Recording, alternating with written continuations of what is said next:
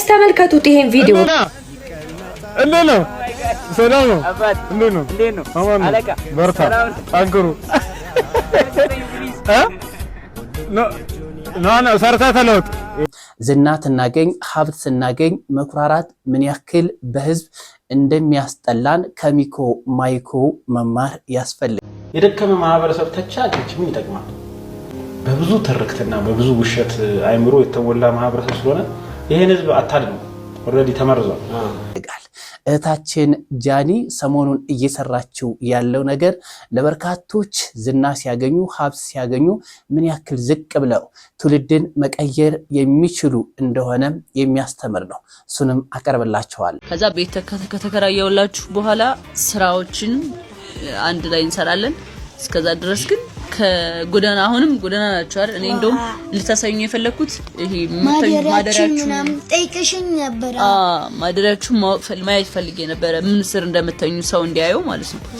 እሱን ካልቻላችሁ አሁን ያገኘሁባችሁ ቦታም ደስ ይላል፣ አሪፍ ነው። ቴንክ ዩ ሶ ማች። እስኮን ከሷ ጋር ነው ማድረው፣ እዚህ ሶፋ ላይ ነው ማድረው። እስኮን ማለት 100 ብር ሰጠች።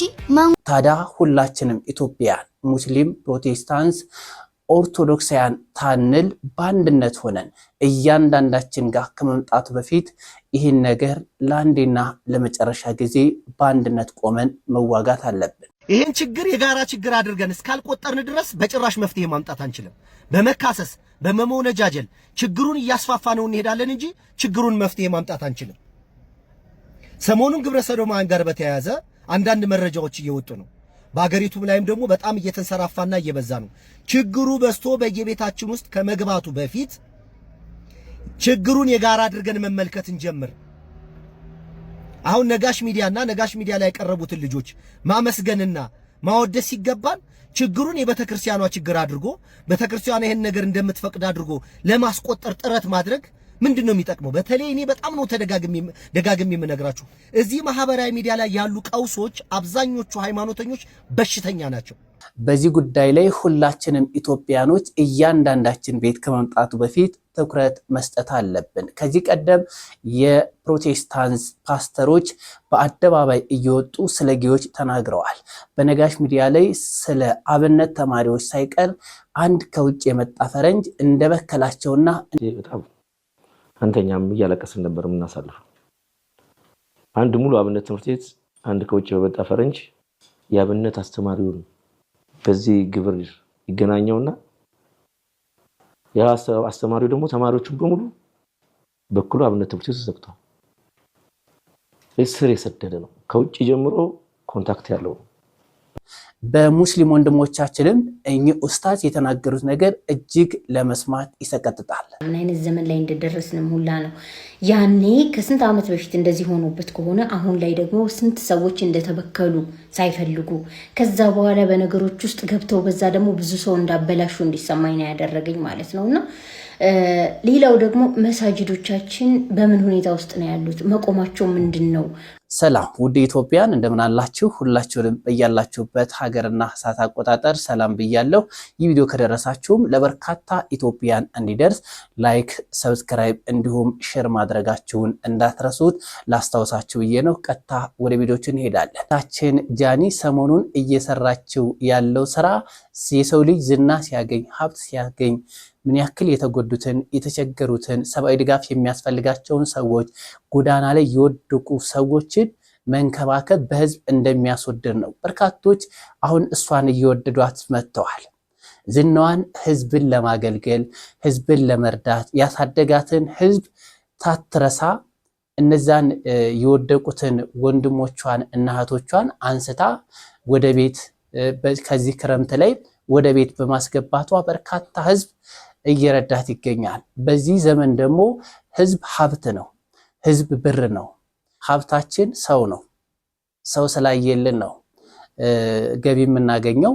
በተለያየ ቦታ የሚገኙ ትውልደ ኢትዮጵያን ቪዲዮዎቻችን ስለሚያዩልን ነው ብር የምናገኘው። ታዲያ ሌሎች ሀብት የሚያገኙትም ሌሎችም ባለ ሀብቶችም ቢሆኑ ከህዝብ ነው ብር የሚያገኙት። ይነሱ ያቀረቡትን አገልግሎት ህዝብ ሲጠቀምላቸው እነሱ ባለሀብት ይሆናሉ፣ እድሉን አግኝተውት።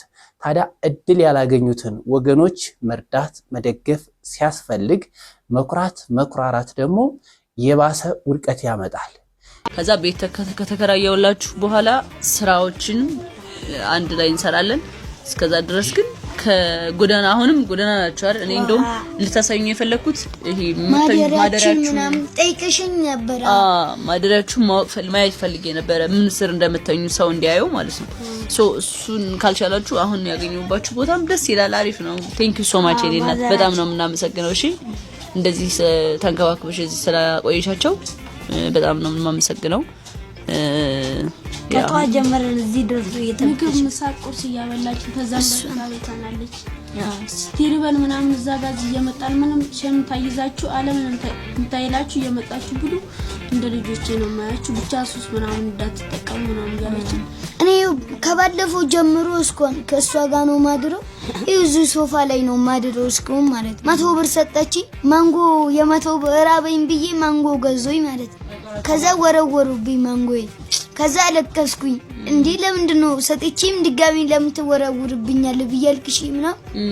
በቃ እንደዚህ አታልቅስ፣ እስከዛ ድረስ ቤት እስከምትከራይ ድረስ እንደ ልጅ ከኔ ጋር እኩል ትበላለህ፣ ከኔ ጋር እኩል ትጠጣለህ፣ ከኔ ጋር ታደራለህ ብላ እዚህ ያሳደረች። ለዞም እነሱ ነው የጠራው። ዛሬ አርብ ነው፣ ዛሬ ይመጣሉ ስላልሽ ማለት እስኩን አልተናገርኩም ለነሱ። ደሞ እንረዳሻለን በስልክ በማናቆ ሰው ዝም ብለን እየደወለን። ስለዚህ ይቅርታ ማማቲ ስተራች በጣም ትልቅ ጥፋት ላጠፋን ይቅርታ። አረ ምንም ችግር የለውም፣ ምንም ጥፋት አላጠፋችሁም። እሺ አሁን መሄድ እንችላለን አይደል? ግን ቡና ምናምን እየቀረበ ነው። ቡና ነው ያልወድም በነገራችን ላይ፣ ግን በጣም ነው የማመሰግነው ስላፍልታችሁ ስለጠበቃችሁኝ። እኔ የቡና አድናቂ። እሺ ራት እንበላለን። እሺ አንድ ላይ ራት እንበላለን። ሚኪ ማይኮ እንደሚታወቀው በአንድ ወቅት በጣም ቫይራል ሆኖ ነበርና ለብዙዎች ምሳሌ የሚሆን ወጣት ሆኖ ነበር። ነገር ግን ዝና ሲመጣ ሀብት ሲመጣ ጋይድ የሚያደርገው ትክክለኛ ሰው አላገኘም ነበር። እሱም ወጣት ስለሆነም ያንን ያገኘውን ነገር ኢጎው ተፈታተነውና ማህበረሰብን ናቀ። ማህበረሰብን ዲስሪስፔክት የሚያደርግ ንግግር እንደተናገረ ተከትሎም ታዲያ በርካቶች ሐሳብ አስተያየቶቻቸውን እየሰጡበት ነው የሚገኙት። ለብዙዎች ገለጻም ታዲያ ጊዜ ቂጣ ነው ይገለበጣል የሚል ሐሳብ አላቸው። በሌላ ጎን ደግሞ እንደው አስተማሪ ይዘት ያላቸው ኮሜንቶችንም ለመመልከት ችለናል። የመጀመሪያው ማንም ሰው አሁን ባለበት ስኬት መልካም ነገር ሁሉ ሊታበይ እንደማይገባ ሊመካበት እንደማይገባ የሚገልጽ ሲሆን፣ ሌላኛው ደግሞ ማንም ሰው አሁን ካለበት ዝቅታ በርትቶና ጠንክሮ ከሰራ መለወጥ ይችላል የሚለው መርህ ማሳያ ይህ ቪዲዮ ነው የሚል እንግዲህ በርከት ያሉ ኮሜንቶችን እየተመለከትን ነው የምንገኘው። እናንተስ በዚህ ጉዳይ ላይ ምን ትላላችሁ? ሐሳባችሁን በኮሜንት ሳጥን ላይ አጋሩ። በሌሎች ቪዲዮዎች መለሳለሁ። ከዚህ ወንድም ብዙዎቻችን ልንማርበት ይገባል። ዝና ሲገኝ ሀብት ሲገኝ ማህበረሰብን በፍጹም መርሳት አያስፈልግም። ያንን ያስተማረንን ያሳደገንን ማህበረሰብ እንደገና ወደታች ዝቅ ብሎ መርዳት ማገዝ ያስፈልጋል። ውድ ኢትዮጵያን በአሁኑ ሰዓት አስደንጋጭ ለመስማት የሚያዳግቱ መረጃዎች እየሰማን እንገኛለን። ታዲያ ሃይማኖት ታይገድበን ሁላችንም ኢትዮጵያኖች በአንድነት ሆነን ሙስሊሙም ክርስቲያኑም ፕሮቴስታንቱም ተጠቂ እየሆነ ስለሆነም የሃይማኖት አባቶች ተጠቂ እየሆኑ ስለሆነ ይህንን ጉዳይ ለአንዴና ለመጨረሻ ጊዜ በአንድነት ሆነን ማስወገድ አለብን። እስኪ ወንድሞቻችን ያነሱትን ሐሳብ እንከታተል። በበጀት የሚንቀሳቀሰው አሁን እዚህ ያሉ ቤተክርስቲያን ውስጥ አሉ የምንላቸው ሰዎች ወደው አይደለም የገቡት፣ መጀመሪያ ተጠቅተው ነው። አሁን ይሄ ሊገነዘብ ይገባል። ይሄን ቪዲዮ የሚያይ ሰው ማንም ወዶ የሚገባ የለም እዚህ አጸያፊ ውስጥ። ግን ድቁና እንሰጣለን በሚል ሰበብ ይገናኟቸዋል። የሆነ ከፍታ ለማግኘት ሲፈልጉ ይሄ ግብር ውስጥ ካላረጉ እንዳይገቡ ያደርጓቸዋል። በተለያየ ምክንያት አንዳንዶቹ ስቅስቅ ብለው እያለቀሱ የሚያዋሩ ነው አሉ። ገበናቸው ተሸፍኗል፣ እነሱም ንስሐ ገብተዋል። አይመለከተንም ከተለወጡ በኋላ። እዚህ ቤተክርስቲያን ከባድ ፈተና ነች የምንለው ለዚህ ነው። የሀገር ውስጥ ችግር ብቻ አይደለም፣ ከውጪ ነው እየተሰራ ያለው። ቤተክርስቲያኖች በብዛት ስትቃወም የምትታወቀው ግብረ ሰዶምን እዚህ ቤተክርስቲያንን በምን አይነት መንገድ ሰርስረ ልክ እንደ ካቶሊክ ግብረ ሰዶም ውጪ እንዳሉት ማለት ነው ልትደግፍ ለማድረግ ወደዱም ጠሉ አመራሮቹን መቆጣጠር አለብን። ከታች ሰንሰለቱ ቅድም እንዳሉት እነሱ ላይ ከደረሰ ከፈረሙ በኋላ አለቀ። ያን ለማድረግ ነው እየሰሩ ያሉት። እዚህ አሁን እንዴት አድርገን መስራት እንዳለበት አናውቅም። ስሜት ይነካል። አገልጋዮች ጋር ወሬው ስጠይቅ እኔና እሱ ስንጠይቅ ያኔ ስንሰማ እሱ የቆየ ይለዋል። አባ ጋር ሄደህ ስጠይቅ እሱማ እንደዚህ እኮ ይለዋል። ግን አብረው ቆማሉ። ቅዳሴው ላይ አብረው እንትኑ ላይ ያሉ ይዘማሪው ላይ ያሉ አብረው ምኑ ላይ አብረው ምንድነው ተፈቅዷል ወይ እስከማለት ነው እኛ የሚሰማ የነበረው ስሜት ማለት ነው። ዞር ብሎ ደግሞ ያ ሰውዬ ንስሐ አስገበተ ስናስወጣ ጎበዝ ይሉናል መተው። እኛ ለጉብዝና አይደለም ጥያቄያችን። ቢያንስ ቤተ መቅደሷ የምናለቅስበትን ቦታ አጽዱልን። በዓለም ጨቅጭተን ስንመጣ በበደል ረክሰን ስንመጣ ቤተ መቅደስ ጋር ቆመን የምናለቅስበት ቦታ ስጡን፣ ይንጻልን እሱ ቦታ። ይሄን እኛ ጥያቄ። ልጆቻችንን እንላክ ወደ ቤተ መቅደሱ። እንደዚህ አይነት ጅቦች እያሉ እንዴት አድርገን እንላክ እያልን እየፈራን ልጆች የሚማሩበት የሚያርጉበት። እንግዲህ አሁን ፍልሰታ መታለች አይደል? የልጆችን ነገር አንገዙ ላይ ማለት ነው ነጠላውን አድርጎ የሚሮጥ ልጅ አሁን ስልክ የምንሰማው ስልክ ተታመማለ። ቴክስቶቹ ማየት ትችላል። የ9 10 ዓመት ልጆች በዚህ ጉዳይ ውስጥ እየከተቷቸው ከተለያዩ ክፍለ ሀገራት አሁን ከወጣን በኋላ እግዚአብሔር ምክንያት አለው። ለዚህ ነው የማይደወል ስልክ የለም። እኛ ጋር እንደዚህ ተደርጓል፣ እኛ ጋር እንደዚህ ነው ጠቆመን ነበር እምቢ አሉን። እንዴ በቃ ዝምታ በስተዋል። እኔ አሁን አገልጋዩ ከታሰርኩ ወጣ በኋላ ይቅርብህ የማይለኝም አንዳንዱ በቃ ብሬ ጣተው እንዴ ይሉኛል። አገልጋዩ ነው እኮ። ጀግኖች ደግሞ አሉ። አንበሳ ይላል መጥቶ። ይሄ ነው ለሃይማኖት መሆን ያለበት። እኔ አሁን ቆሜ የማወራው ስላመንኩበት የመጣ ነው ስላመንበት እንጂ እየሰማን ዝም ስትል ነገ ቤት ይመጣል። በፊት ኤችአይቪ ከ10 አንድ ምናምን ይባላል ነበር። ከ10 ሰው አንዱ ምናምን ይባል ነበር። አሁን ይሄ ነገርም እዛ ሳይደርስ እንግጨው፣ ባጭሩ እንግጨው እና አስተምረው። ትውልዱ ሳያውቅ ነው እዚህ ውስጥ እየገባ ያለው። በመጠጥ ተገፋፍቶ ሊሆን ይችላል፣ በተለያየ ነገር ተገፋፍቶ ይሆናል። እዚህ ውስጥ እየተዘፈቀ ነውና አይናችሁን ገልጻችሁ በተለይ ሰንበት ትምህርት ቤት አመራሮች፣ የአብነት ትምህርት ቤት ያላችሁ የበላይ ጠባቂዎች፣ የቤተክርስቲያን አባቶች ልጆቻችሁን በደንብ ምሩ። ግዴላችሁም አበላምጡ ይሄን አምጡ ከማለት ይልቅ እነዚህ ልጆች ለውጡ። ሰው ካጣችሁ በኋላ ነገ ብትጮሁ ብታለቅሱ የሚሰማችሁ አካል አይኖር።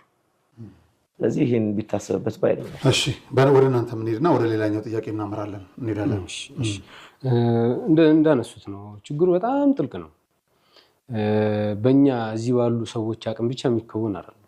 በጣም ረዣዥም ልጆች አሉ። ቤተክርስቲያንን አብዛኞቹን የእምነት ተቋማት እስልምናው ላይ በዚህ መጠን ሲናገሩ ሰምተናል። ኡስታዞቹ ትልልቅ የሚባሉት ኡስታዞች የአንድ ቤተ እምነት ችግር ብቻ መስሎ አልታየንም። ሁሉም ቤተ እምነቶች የሚፈተኑበት ጉዳይ ነው ዛሬ ማለት ነው። ነገ ደግሞ ፈተናው ያልፍና እነሱ የበላይነቱን ይዘው የፈለጉትን ውሳኔ ወስነው ማስፈጸም የሚችሉበትን ደረጃ ለመውሰድ በጣም እየተሯሯጡ ነው ያሉት። በጣም በአቅም ነው እየሰሩ ያሉት በሚገርም ሁኔታ። የጋራ ችግራችንን በጋራ መፍትሄ እንድናመጣበት እድል አይፈጥሩንም። መካሰስ፣ መወነጃጀል፣ ጥላቻ ነው በእያንዳንዳችን ላይ እያሰረጹብን ያሉት። እንዴ ይሄ ችግር እኮ እኛም ጋር ገብቷል እኮ። ኡስታዝ አቡበከር እኮ መስጊድ ውስጥ እየገባ ነው ብሏል እኮ። አንድ ልጅም ብሮድካስት አቅርቧል። ሙስሊም ወንድማችን ለ4 ለ5 እንዴት እንዳደረጉት ሙስሊም ወንድሞቹ ናቸው። እንግዲህ አሁን የዚህ ችግር ተጠቂዎችንም የዚህ ችግር ሰለባ የሆኑትንም ቤተሰቦች፣ ወንድሞች፣ እህቶቻችንን፣ ዜጎቻችንን ከማግለል ከመኮነን ከመሳደብ ውጭ ሰዎች ደፍረው እንዲወጡ እንዲናገሩ እድል ፋንታ እንፍጠርላቸው። በኋላ ችግሩ ሁሉ ሀገር በአንድ ጊዜ አልተበላሸም። ቀስ እያለ እንደዚህ ያለማመዱ ነው ኖርማል ያደረጉት። ይሄ ደግሞ ኢትዮጵያዊ ሀበሻ በመሆናችን ልክ ይሄን ነገር መቀበል ይደክመናል። እንዲህ በጣም እኮ ነው የሚገርመው። እኔ ከተፈጥሮ ስርዓት ጋር የሚጋጭ ነገር ባናደርግ መልካም ነው። እኔ አሁን የሴት ገዳም፣ የወንድ ብቻ ገዳም፣ የወንድ ትምህርት ቤት፣ አዳሪ ትምህርት ቤት፣ የሴት አዳሪ ትምህርት ቤት እየተባለ ወንድና ሴትን የምንነጣጥልበት መንገድ ጤነኛ አይደለም። እንዴ ሴት ልጅ ለዛ ነገር ስትደርስ ለምንድን ነው ኃጢአት ወንጀል የሚሆነው? ለምንድን ነው የምታስፈራሯቸው ወላጆች? ወንድ ልጅ ለዛ ነገር ሲደርስ መናገርና ነገሩን ማስረዳት ነው። ምን አባክ ያለ እድሜ ብለን መቆርቆር? እንዴ ወንድ ከሴት ጋር ነው መገናኘት ያለበት መማርም ያለበት። ሴትም ከወንድ ጋር ነው መማር ያለባት። ይሄ ሴትን ለብቻ ወንድን ለብቻ የሚገነጣጥል የሃይማኖት ሐሳብ ሁሉም ሃይማኖቶች ቢያስተካክሉ ነው የሚሻለው እንዴ አለበለዚያ የወንድ ገዳም ካለ የወንድ አዳሪ ትምህርት ቤት ካለ የሴት አዳሪ ትምህርት ቤት ካለ በዚህ ክፉ ቴክኖሎጂ ዘመን ሴት ከሴት ጋር ትጀምራለች፣ ወንድ ከወንድ ጋር ይጀምራል። መንገድ እኮ እኛ ነን እያመቻቸን ያለ ነው። ስለዚህ የምናመጣው ሐሳብ በጋራ ሁላችንንም ሊያተርፍ የሚችል ስር ነቀል ለውጥ የሚያመጣ የሚችል ሐሳብ ነው እንጂ የችግሩ ተጠቂዎችን በመስደብ ልጆቻችንን ለዛ አይነት ስሜት ሲሰማቸው በመርገምና በመኮነን ወንዶችንም ተመሳሳይ አይነት ሲሰማቸው በማሳቀቅ አይደለም። ለነገሩ ራሳቸውን በምን አይነት መንገድ ማስኬት እንደሚችሉ መምከር ነው። እኔ ሴት ልጆቼ ጋር እንደዛ ነው የማወራው። ይሄ መጥፎ ስሜት አይደለም፣ ተፈጥሯዊ ነው ብዬ ነው የምነግራቸው በቀጥታ። ያንን ተፈጥሯዊ መንገድ ግን አጓጉል ነገር ላይ እንዳትወርቅ ደግሞ አብሬ ምክር ደግሞ መክራታለሁ። ነገሩ መሰማቱ ግን ትክክል እንዳልሆነ አድርጌ እንዲሰማት አላደርግም። ይሄ ጤነኛ ነው፣ ትክክለኛ ስሜት ነው። ይሄን ነገር ግን በእንዲህ አይነት መንገድ ነው ማስኬድና ማድረግ ያለብሽ ብዬ በግልጽ ነው ማወራት። በኋላ ሆነ ነገር ወድቃ ለምን እጸጸታለሁ? ሁለተኛ በዚህ ችግር የተጠቁትን ሰዎች አንስደባቸው፣ አንርገማቸው፣ አናንቋሽሻቸው። በቀልተኛ ነው የሚሆኑት። እየተከታተሉ ነው የሚያጠቁን። ነገሩ ከተፈጥሮ ስርዓት ጋር እንደሚጋጭ እኮ ተደብቀህ ስታደርገው ነገሩን እኮ አለቀ በቃ። ምንም አያመጣም። እየለመናችሁ ነው በኋላ ወንድ ልጆቻችሁን ከሴት ጋር የምትልኩት። ሴት ልጆቻችሁንም ነገሮች እንደሌላው አውሮፓና አሜሪካ ላይ በተገማማበት መንገድኛም ሀገር ሳይገማማ ሴት ልጆቻችሁን አታሳቁ፣ ወንድ ልጆቻችሁን አታሳቁ። ሴት ልጅ ወንድ ልጅን እንድትፈራ አታርጉ፣ ወንድ ሴትን እንዲፈራ አታርጉ። ይሄ ተፈጥሯዊ ስርዓት ነው። በእድሜያቸው በትክክል ሲመጣ ያንን ነገሩን በአግባብና በስርዓት እንዲያስተናግዱት መምከር አለብን። እኛ እኮ በጣም የሚገርመኝ ነገር አንድ እንዴት ጤነኛ ነገር ይጠፋናል። ስለዚህ ይሄንን ችግር የቤተክርስቲያን ችግር ለማድረግ ይሄን ችግር የእስላም ችግር ይሄን ችግር የፕሮቴስታንት ችግር ለማድረግ አንሯሯጥ። ችግሩ ሀገርና አካባቢ አይመርጥም። የሴት የወንድ አይደለም፣ የኢትዮጵያ አሜሪካን አይደለም፣ የኦሮሞ የትግሬ አማራ አይደለም፣ የአፍሪካ የጥቁር የነጭ አይደለም። ችግሩ በዓለም እየተስፋፋ ነው። ይሄን ችግር ደግሞ በጋራ ተነጋግረን ነው እንጂ ለማጥፋት መረባረብ ያለብን እጅ እንዴት እንጠቋቆማለን? እኔ አሁን አንድ በጣም አራዳ አድርጌ የምቆጥረው ልጅ ዲያቆንና ቄሶች ግብረ ሰዶማውያን ሆነው ተገኙ ይላል። ዲያቆንና ቄስ መስለው ነው እንጂ የገቡት ዲያቆንና ቄስ እንደዛ ሊያደርግ አይችልም። ትክክለኛ የእስልምና ሃይማኖት ተከታይ እንደዛ ሊያደርግ አይችልም። ችግሩን የቤተክርስቲያን አድርገህ እንዴት ትጠቁማለህ? ለምን የሙስሊሙን አብረህ አላቀረብከውም? ግን ምንድነው ይሄ ማህበራዊ ሚዲያ ላይ ያሉ ሃይማኖተኞች በቡድን ነው የሚያስቡት፣ በጋራ ነው የሚያስቡት። ልክ ሃይማኖትን የእግር ኳስ ጨዋታ ስላደረጉት መካሰስ፣ መወነጃጀል፣ ያንዱን ቤተክርስቲያን ስም ማጥፋት፣ የመስጊድ ስም ማጥፋት፣ እስላምን መሳደብ፣ ቤተክርስቲያንን መሳደብ ምናምን እንጂ የጋራ ችግራችንን በጋራ ልናስወግድበት የምንችል ሐሳብ በጭራሽ አያመጡ። ለዚህ ነው የምነሱ መስማት ያስጠላኝ። መክሰስ ይሄ ችግር በየቤታችን ይገባል። በየቤታችን ከመግባቱ በፊት የጋራ ችግር እንኳን በጋራ ማሰብ እንዴት አንችልም? ነጋሽ ሚዲያ እናመሰግናለን። ነጋሽ ሚዲያ ላይ ያቀረቡትን ወጣቶች እናመሰግናለን። ደፍራችሁ ወጣችሁ እንደዚህ በመናገራችሁ እዚህ ደረጃ ድረስ ለትውልድ በማሰባችሁ ብለን አናመሰግንም፣ አናጨበጭበላችሁም። ችግሩ እነሱ በመናገራቸው እንዲጸጸቱ፣ ሚዲያው ደግሞ የነሱ ተባባሪ አድርጎ ራሱ እንዲቆጥር ለምን ታደርጋላችሁ? እኔ በጣም ነው ያመሰገንኳችሁ። በኢዮብ ዘሚካኤል የሚሰራው ቪዲዮ አለ በጣም የሚገርም። ቴንኪው ኢዮብ። እንደዛ አይነት የሰለጠነ ማይድ እንዴት አይኖረንም? ይሄ ችግር የእስላም፣ የኦርቶዶክስ፣ የፕሮቴስታንት፣ የምናምን ያበሻ ምናምን አይደለም፣ የዓለም ችግር ነው።